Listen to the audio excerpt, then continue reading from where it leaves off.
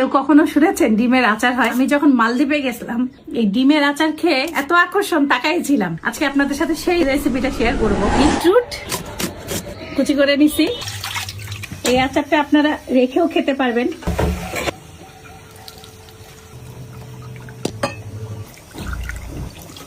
এক কাপ পানি, 1 cup vinegar, লবণ, চিনি।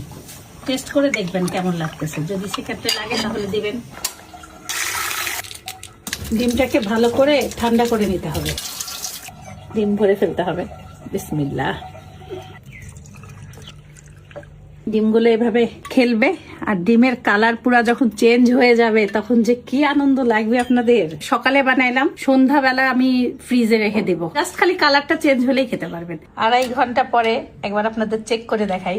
সারপ্রাইজ! এখনই খেতে পারবেন, তবে ঠান্ডা করতে দিবেন ফ্রিজে। ঠান্ডা করে খেলে বেশি মজা। ওয়াও ওয়াও ওয়াও, দেখতে কি মারাত্মক। একদম সেম হয়েছে।